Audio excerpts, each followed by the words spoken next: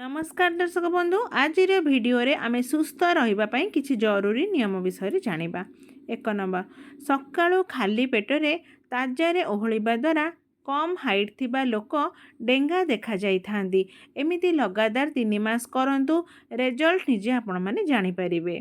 2 number जदि आपणक हाथ गोड़ प्रति समय ठंडा रोची तेबे आपणक शरीर रे रक्तर अभाव होई पारे, तेणु आपणकर हाथ गोड़ बेसी समय ठंडा रोची आपण माने थरे परीक्षा करि नियंतु।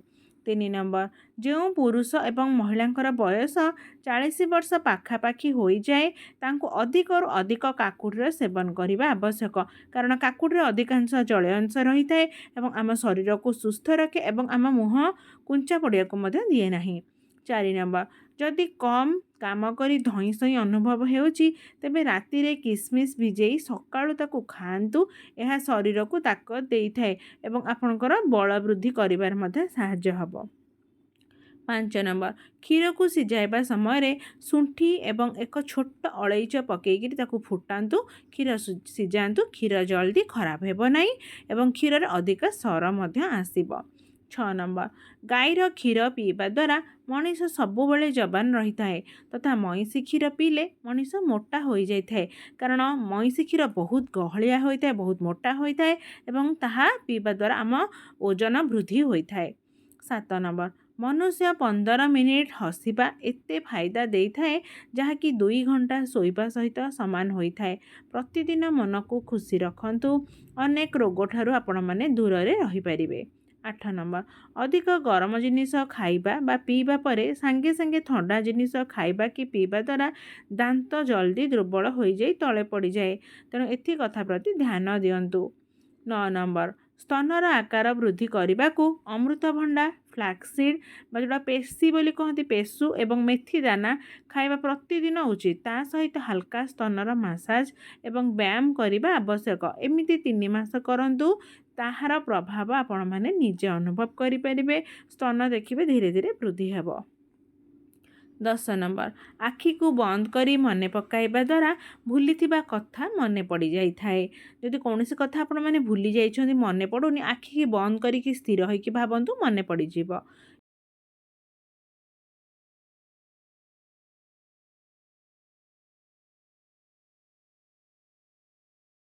11 नंबर पाटिरू खाइबा बाहर करी पुणी थरे सेई खाइबा भोजन करने द्वारा दिमाग कमजोर हो जाए एवं खाद्य को ऐठा करी तरकारी किंबा भात इत्यादि को अधिक समय रखिबा मध्य उचित नुहे। तो दर्शक बंधु भिडियोटी की आपण माने को जगार देखुचंदी निहाती कमेंट माध्यम जणांतु। 12 नंबर जो मानकु भोक होई न थाए से माने डालिंब मज्जी को बाहर करी सेथिरे टिके कला लुण पकाई खाइबा द्वारा भोक लागिबा आरंभ हो जाई थाए।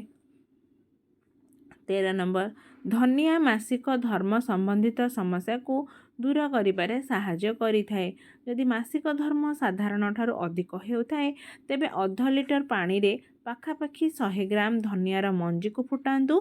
सही पानी को अल्प चीनी पकाई पीवा द्वारा बहुत सारा फायदा आपण मानकु मिलिबो। पीरियड्स रेगुलर हेबो। 14 नंबर चेहरा रे राति रे लहुणीर मालिश बा माखन करिबा द्वारा चेहरा सफा एवं सुंदर होइताए एवं ओठ जदि कला पड़ी थाए तेबे लहुणी लगेले बहुत फायदा मिली थाए। 15 नंबर लिचु कोलीर मंजी खाइबा द्वारा खाइबा उचित नुहे, कारण लिचुर मंजी बहुत विषाक्त होइथाए। जो मानकर शरीर रे रक्तहीनता अभाव बा रक्तर अभाव रही से माने नियमित बैगण एवं पालंग शाग निश्चय खाइबा उचित, जहाद्वारा कि आपणक रक्त पुणी थे सृष्टि हेबो। 18 नंबर मेहंदी पाउडर सहित नड़िया तेल मिसेई चुटी लगेले 30 मिनिट पर चुटी धोइबा द्वारा चुटी जल्दी जल्दी लंबा एवं घन होइथाए। 19 नंबर तरभुजर चोपा को काढ़ी पानी रे फुटेई सही पानी रे मुह धोइबा द्वारा चेहरा गोरा एवं सुंदर देखा जाइथाए। 20 नंबर केशरे मूलार रस मालिश करने द्वारा आपनको चुट्टी जल्दी धला रंग होई न थाए, बुढ़ापा पर्यंत चुट्टीर रंग कला रही थाए एवं चुट्टी मजबूत मध्य रुहे। तो मूलार रस को चुट्टी रे मालिश करी लगांतु। 21 नंबर दहीर सेवन करने एवं प्रतिदिन म्यूजिक एवं भजन शुणिबा द्वारा डिप्रेशन एवं अधिक चिंता ठारू मुक्ति मिली थाए।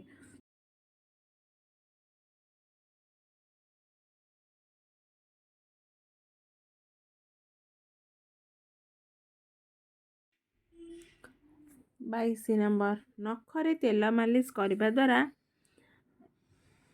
एवं आंठु गंठी मजबूत रही थाए एवं बुढ़ापा जल्दी आसी न थाए। नियमित सकाळु नख को नख घषिबा द्वारा चुट्टी मध्य भल बढ़ी थाए। 23 नंबर जदि राति रे शोइबार 30 मिनिट पूर्व गोटे लवंग एवं 1 ग्लास पानी पी शुअंती आपण को कफ कि पेटर समस्या होई न थाए।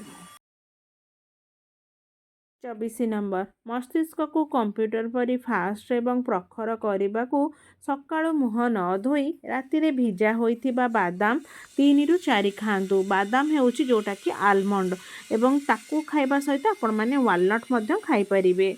दुईटा जाक बहुत भल काम करिथाए स्मरण शक्ति वृद्धि करबा पई एवं मस्तिष्क रे सोरिष तेल किंबा नड़िया तेलर मालिश करंतु मस्तिष्क कंप्यूटर परी प्रखर हेबो।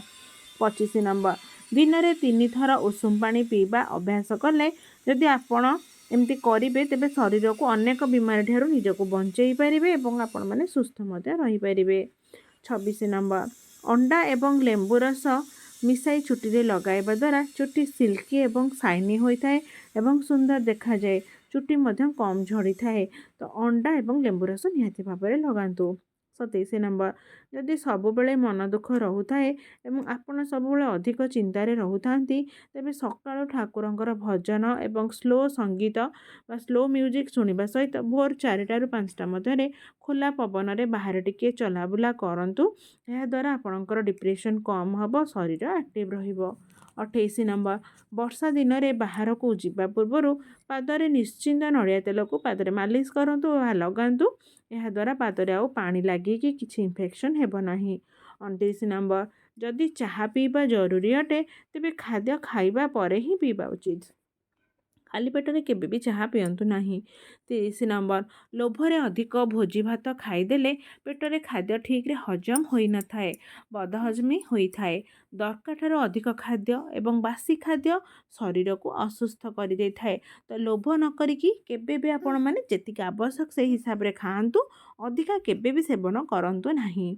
31 नंबर जो मैंने 7 रु 8 घंटा अधिक शोई थांती सेमानक शरीर अधिक अलस एवं मांदा होई रही थाए चर्बी मध्य शरीर रे लागी जाए। एपरि लोक कौनसी काम करने को मध्य इच्छा सेमानकर होई न थाए। तो आपण माने खाई सारिबा पर टिके चलाबुला करंतु एवं एक्टिव रुहंतु। 32 नंबर पियाज को पेस्ट करी तार रस एवं सेथिरे डेटॉल मिसाई सबुआड़े स्प्रे कर दियंतु। माछी मशा सही स्थान छाड़ी के पलैबे मशा कि माछी घर को जमारू भी आसबे नहीं।